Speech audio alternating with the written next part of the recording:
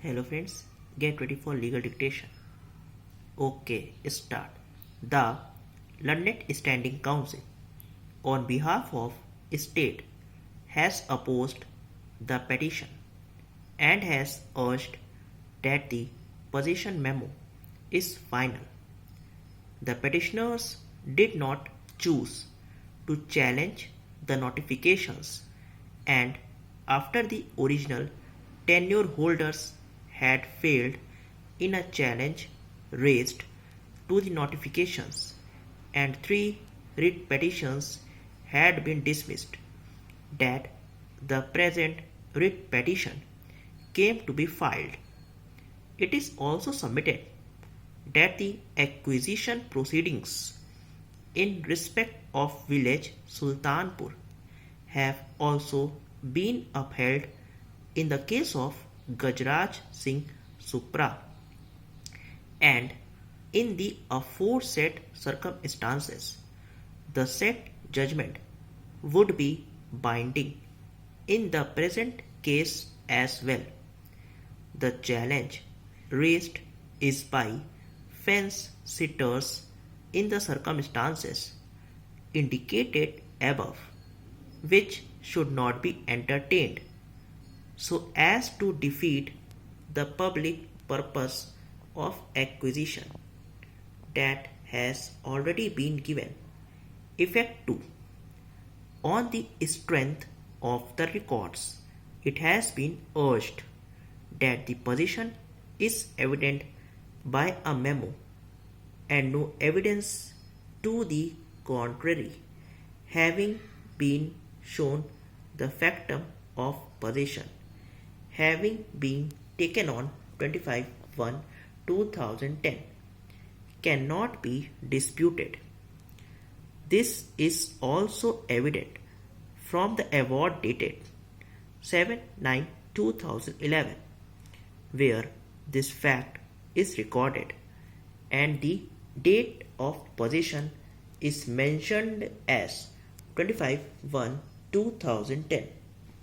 The compensation has been awarded to all tenure holders, and if there is any dispute with regard to compensation, it is for the petitioners to approach the appropriate authority in accordance with law. But so far as acquisition is concerned, the same is complete and none of the grounds raised are available to the petitioners. There is no occasion to treat the proceedings to have lapsed as urged, and the petitioners have been unable to identify or locate the area and the boundaries of their plots about which they are staking their claims, which is limited only to the extent of their sale deeds and not of the entire plot number 625. It is submitted that major part of the plot having been acquired and having been contested by the recorded tenure holders who have lost the battle, there is no occasion to consider the relief prayed for a very small chunk of land of the petitioners thus challenged to the acquisition proceedings must fail, and the writ petition deserves to be dismissed. Para. Sri Ashok Nagar, Learned Counsel for the respondent. Number 3.